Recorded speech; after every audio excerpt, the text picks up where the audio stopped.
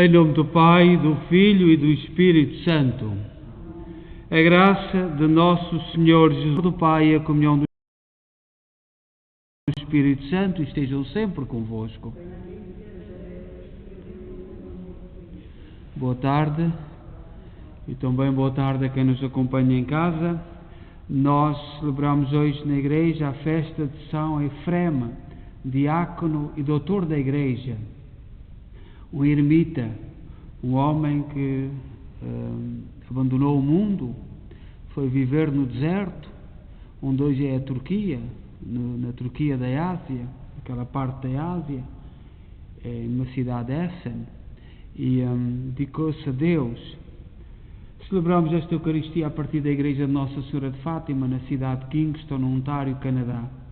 E somos uma igreja que foi criada, como tantas outras no Canadá, a partir do sonho, da vontade, da união, do trabalho, do sacrifício e, sobretudo, do testemunho da fé dos imigrantes católicos de língua portuguesa. Hoje lembramos na Eucaristia a Buim Tavares, Maria José e Manuel Jacinto Melo, Manuel Neves, pais, sogros e Maria da Glória. E vamos tomar consciência que somos pecadores e pedir perdão. Confessemos os nossos pecados. Confesso a Deus Todo-Poderoso e a vós, irmãos, que eu pequei muitas vezes por pensamentos, palavras, atos e omissões, por minha culpa, minha tão grande culpa. E peço à Virgem Maria, aos anjos e santos e a vós, irmãos, que rogueis por mim a Deus Nosso Senhor. Deus Todo-Poderoso, tenha compaixão de nós, perdoa os nossos pecados e nos conduz à vida eterna. Senhor, tem piedade de nós. Cristo, tem piedade de nós. Senhor, tem piedade de nós. Oremos.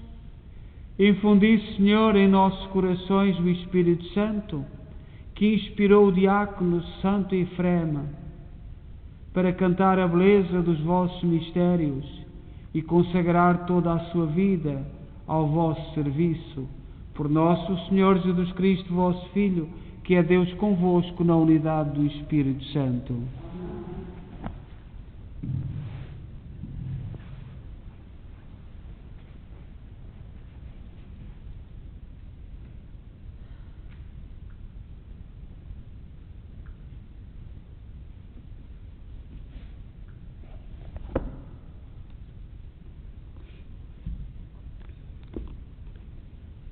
Leitura da segunda epístola do apóstolo São Paulo aos Coríntios.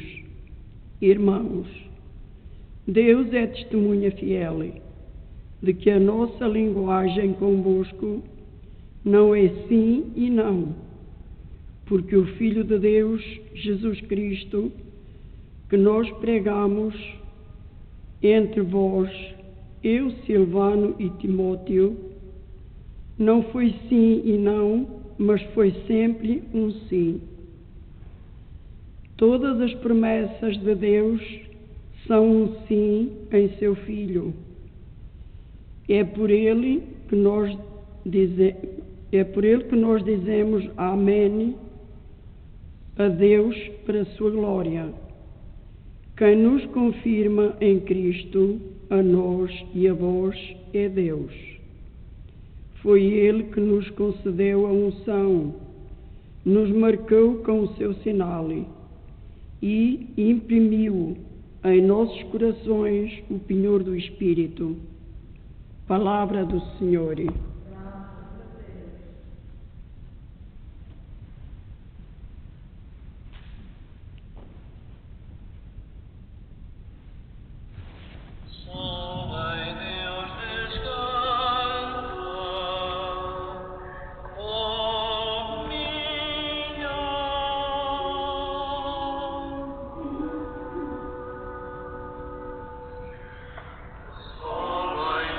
descansa.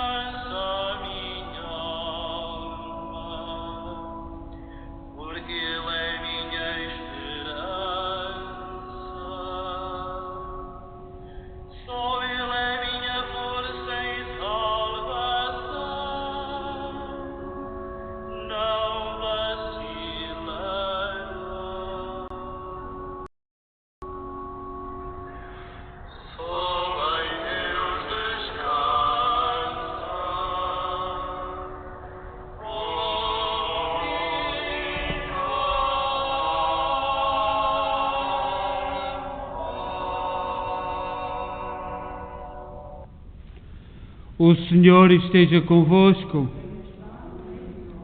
Evangelho de Nosso Senhor Jesus Cristo segundo São Mateus. Naquele tempo, disse Jesus aos seus discípulos: Vós sois o sal da terra, mas se ele perder a força, com que há de salgar-se?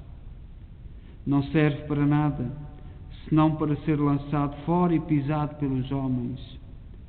Vós sois a luz do mundo. Não se pode esconder uma cidade situada sobre um alqueire, sobre um monte, nem se acende uma lâmpada para a colocar debaixo do alqueire, mas sobre o candelabro, onde brilha para todos os que estão em casa. Assim deve-se brilhar a vossa luz diante dos homens, para que, vendo as vossas boas obras, glorifiquem o vosso Pai que está nos céus. Palavra da salvação.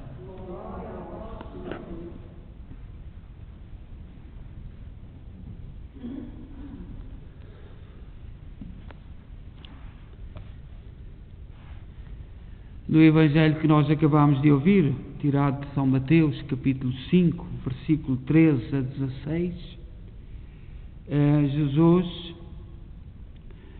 anuncia-nos a boa nova, a mensagem da salvação, com um convite para participarmos e caminharmos para a vida eterna. Todos nós queremos nos salvar. Todos nós queremos que a nossa vida tenha sentido. Salvar é ter sentido a nossa vida servir para alguma coisa. Jesus diz no Evangelho: para que serve teres ganho o mundo inteiro se perderes a tua vida? E portanto, é essa mensagem que nós temos que ouvir. Jesus, depois do Sermão da Montanha, todos estes evangelhos que nós ouvimos e meditamos, vêm depois do Sermão da Montanha, onde Jesus proclamou as bem-aventuranças. E Jesus, para fazer compreender isso aos seus discípulos, explica a importância da missão e dos ensinamentos que fez aos apóstolos. E não usa um tom moralista: vós deveis fazer isto, vós deveis ser assim, vós deveis ser assado. Jesus usa comparações. E hoje usa duas comparações, a do sal e da luz. E nas nossas culturas, o sal é uma mercadoria muito preciosa no mundo antigo. Era a única maneira de conservar os alimentos. Não havia frigoríficos. Ou já esquecemos. Portanto, a única maneira de conservar era com sal. O sal purifica, penetra, preserva os alimentos. Mas quando é impuro, quando é falsificado, e já no tempo de Jesus havia sal falsificado, torna-se insípido, perde todo o seu valor. E nada há que possa restituir o seu sabor. O sal sem sabor não serve para nada. E Jesus usa esta comparação para dizer aos apóstolos: se forem insípidos, gente sem sabor, gente sem genica, gente de falsas palavras, gente que fala conforme as situações, como convém, Jesus diz que esses discípulos não servem para nada. Mas se forem como o sal puro, eles são destinados a purificar e a preservar a sociedade humana, para que nela vigorem os valores do Evangelho e reine a justiça e a paz. O Evangelho não é uma pregação moralizadora. Vós deveis ser assim, vós deveis ser assado, como nós costumamos dizer. Não. Usa uma comparação. Tu segues ou não? Tu pretendes ser como sal puro ou não? A tua escolha é tua. Mas isto não significa que os discípulos sejam exemplos de perder o fervor ou a força interior. Tem é que preservar para ganhar a vida eterna. Perseverantes, ser sal até ao fim. A outra imagem, que é muito sugestiva, é a luz. Tanto pelo seu uso necessário à vida, quanto pela importância dada pelos judeus à luz.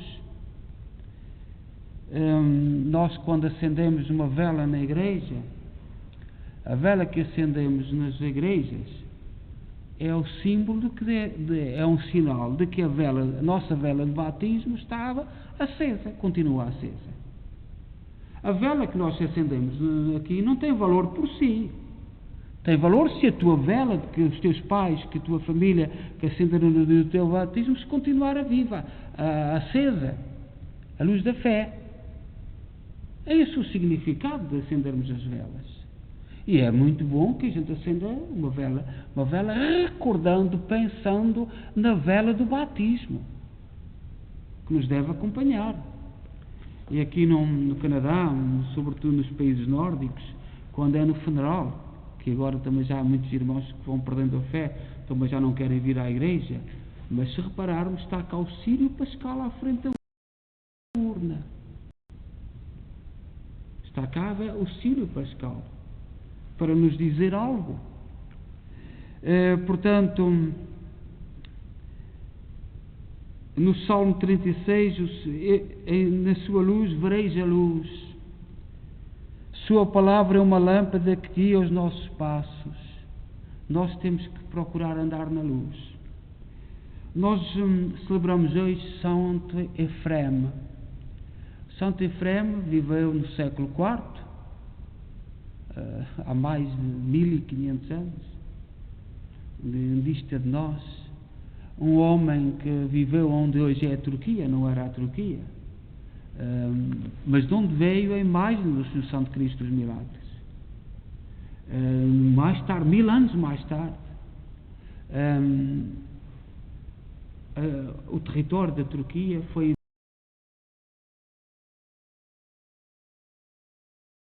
agora, e os cristãos levaram a imagem da Assunção de Cristo dos Milagres para Roma.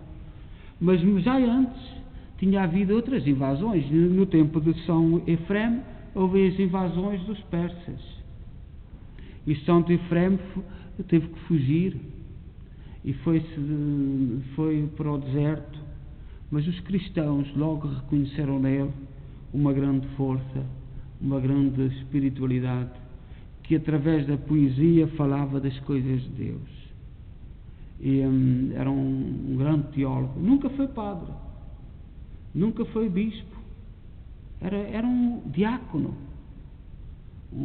como hoje nós temos nas nossas igrejas diáconos, mas o seu pensamento, a sua doutrina era muito, muito importante, e foi muito importante na história da igreja. Ouviste, e quem está em casa, eu tenho sentido algumas pessoas incomodadas, porque na British Columbia apareceu um cemitério onde foram sepultadas crianças nativas, e era numa escola católica. Nós somos latinos, nós não somos, eu não sou de Inglaterra, nem do norte da Europa, sou do sul da Europa, e nós nunca fomos muito afetados pelos movimentos evangélicos. E portanto no século XVI, XVII, Inglaterra deixou de estar ligado ao Papa, e o Henrique VIII declarou a independência da Igreja, formou a Igreja Evangélica, e houve uma grande perseguição aos católicos. Nós, por exemplo, 40 frades no largo das Canárias que iam para o Brasil, são os primeiros mártires do Brasil, nunca chegaram ao Brasil, foram todos mortos no Largo dos Canários por evangélicos. No tempo de Santa Cruz, Santa Teresa d'Ávila, o que é que se passou em Espanha? E o interessante, eu não sei o que é que se passou, eu nunca fui à British Columbia, nem sei, e é bom que saiba a verdade, o que é que aconteceu. Mas eu fico um pouco desconfiado. A Igreja Católica, alguma vez, aqui nestes países, nestes países novos, alguma vez fez alguma coisa que não fosse de acordo com as autoridades? Eu sou latino, eu não sou da formação, mas as autoridades eram anglicanas. A Igreja Católica alguma vez fez alguma coisa? Então deve saber a verdade. O que me admira é de muitos católicos que vieram de Portugal e não se preocupam nada com a história. A história não conta nada. É o que dizem. Alguma vez eu sinto-me ofendido porque sou católico. E sou católico por convicção, por amor a Pedro, por amor à Igreja. E não vacilo. E esta pergunta, alguma vez nestes países, a Igreja, ainda agora, por exemplo, na pandemia, todos os padres estavam de acordo com as ordens que recebemos.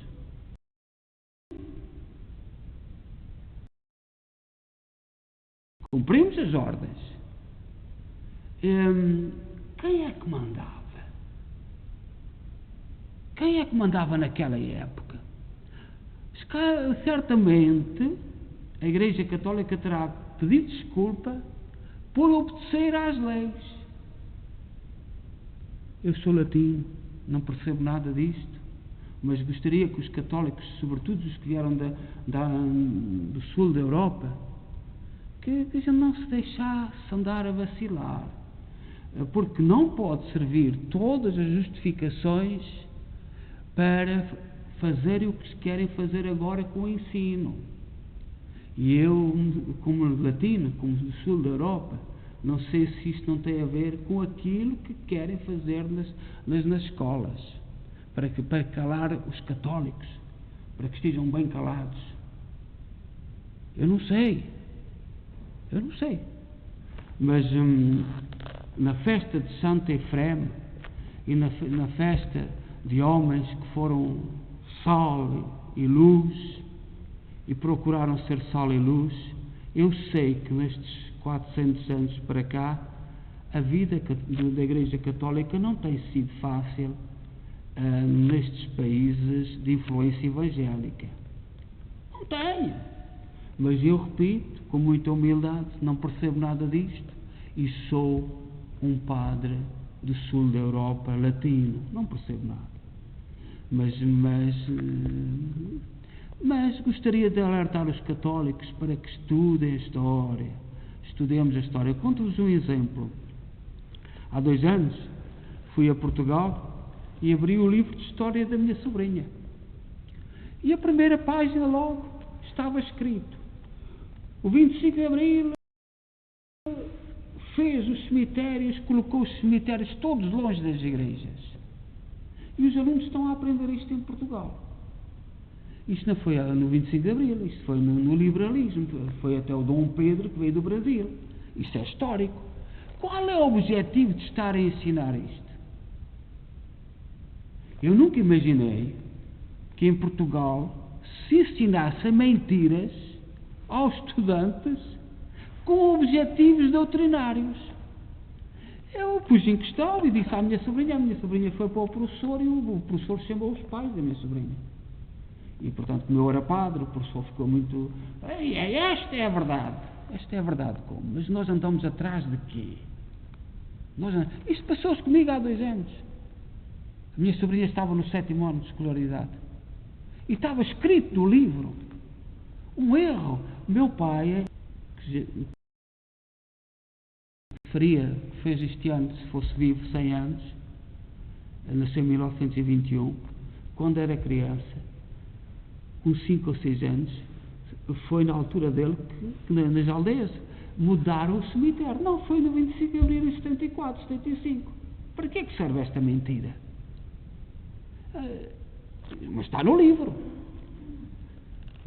E pensais que foi posto no livro por acaso? Não foi por acaso.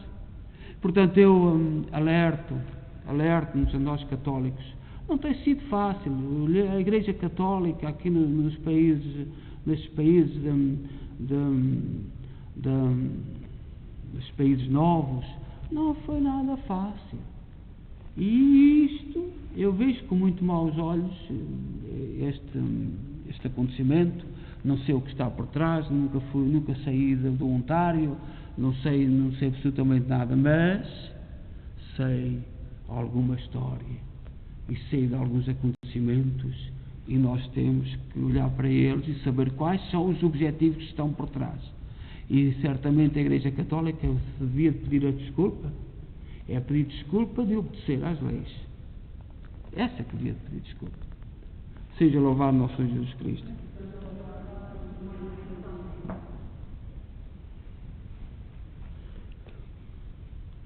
Coloquemos diante de Deus as nossas preces e, sobretudo, que o Senhor ajude cada um de nós a ser sal e a ser luz. E como todos os santos da Igreja, a verdade é luz. E a verdade às vezes dói, magoa, mas a verdade é luz. E a Igreja, os cristãos, os católicos, devem procurar andar na luz e na verdade.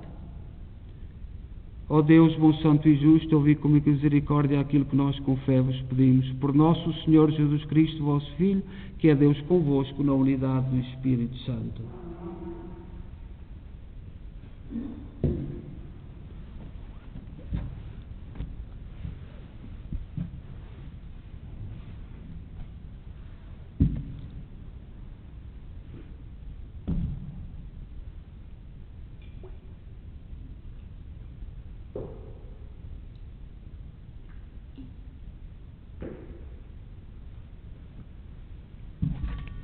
Bendito sejais, Senhor Deus do Universo, pelo pão e pelo vinho que recebemos da vossa bondade, fruto da terra, do trabalho do homem e da videira que hoje vos apresentamos e que para nós se vão tornar pão da vida e vinho da salvação. Orai, irmãos, para que o meu e o vosso sacrifício seja aceito por Deus Pai todo.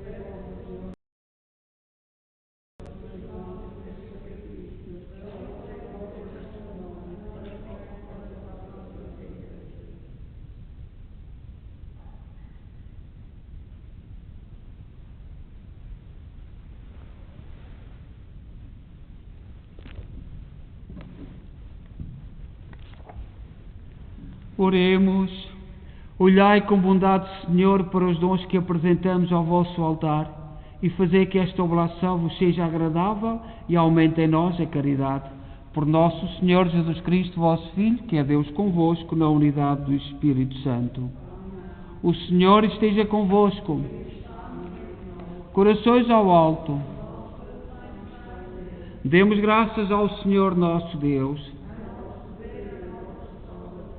Senhor, Pai Santo, Deus eterno e omnipotente, é verdadeiramente nosso dever, é nossa salvação dar-vos graças sempre em toda a parte. Com providência ordenais a evolução dos tempos e com o poder do Espírito Santo conduzis a vossa Igreja para que, sempre fiel ao vosso amor, nunca deixe de invocar-vos nas suas tribulações, nem de vos dar graças nas suas alegrias, por Cristo nosso Senhor. Por Ele, com todos os coros dos anjos, proclamamos a vossa glória, dizendo numa só voz: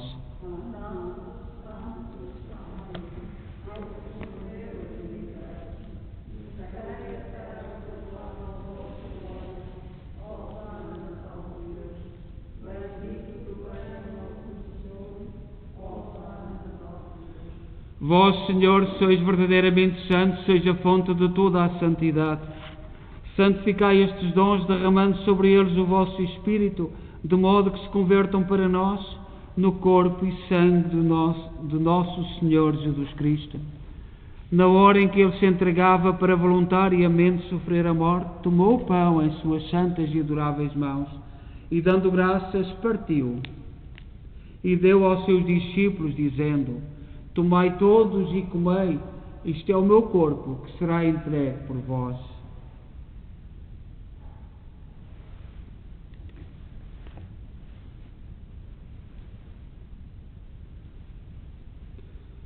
De igual modo, no fim da ceia, tomou o cálice e, dando graças, deu aos seus discípulos, dizendo: Tomai todos e bebei, este é o cálice do meu sangue, o sangue da nova e eterna aliança, que será derramado por vós e por todos para a remissão dos pecados. Fazei isto em memória de mim.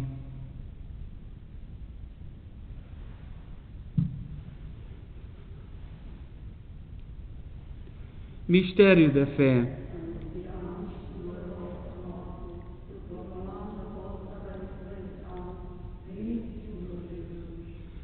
Celebrando agora, Senhor, o memorial da morte e ressurreição de vosso Filho, nós oferecemos o pão da vida e o cálice da salvação e vos damos graças, porque nos admitiste à vossa presença para vos servir nestes santos mistérios.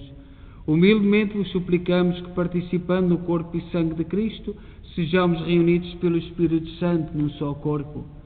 Lembrai-vos, Senhor, da vossa Igreja dispersa por toda a terra, tornai-a perfeita na caridade em comunhão com o Papa Francisco, o nosso arcebispo Maico Maola e todos aqueles que estão ao serviço do vosso povo. Lembrai-vos também dos nossos irmãos, cujos nomes pronunciámos no início desta Eucaristia, que na vossa misericórdia partiram deste mundo, admiti-os na luz da vossa presença. Tende misericórdia de nós, Senhor, dai-nos a graça de participar na vida eterna, com a Virgem Maria, Mãe de Deus, os bem-aventurados apóstolos e todos os santos, que desde o princípio do mundo viveram na vossa amizade, para cantarmos os vossos louvores por Jesus Cristo, vosso Filho. Por Cristo, com Cristo, em Cristo, a vós, Deus Pai Todo-Poderoso, na unidade do Espírito Santo, toda a honra, toda a glória, agora e para sempre. Confiantes, ousamos dizer a oração que o Senhor nos ensinou. Pai nosso, que estais nos céus, santificado seja o vosso nome. Venha a nós o vosso reino. Seja feita a vossa vontade, assim na terra como no céu. O pão nosso cada dia nos dai hoje.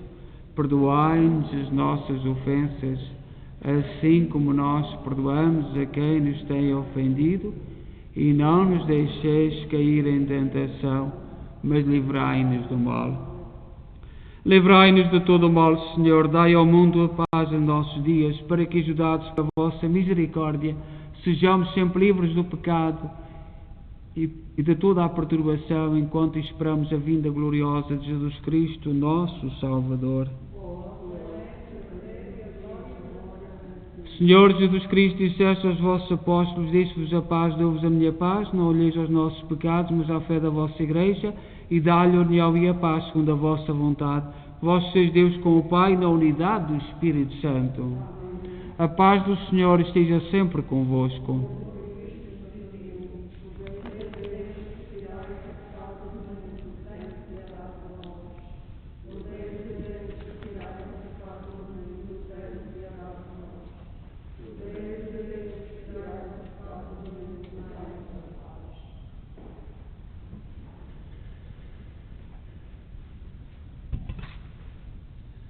Felizes nós os convidados para a ceia do Senhor. Eis o Cordeiro de Deus que tira o pecado do mundo.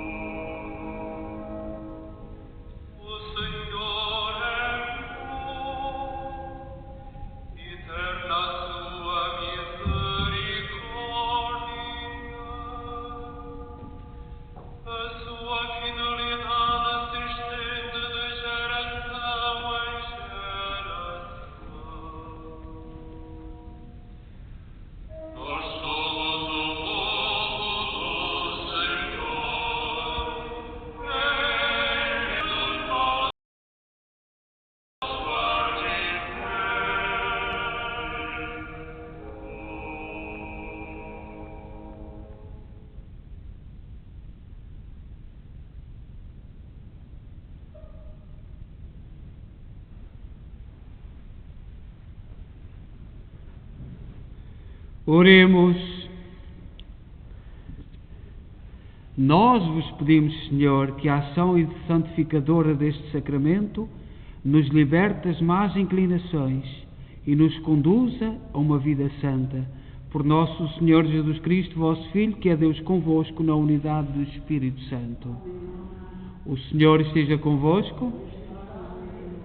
Abençoe-nos Deus Todo-Poderoso, Pai, Filho e Espírito Santo.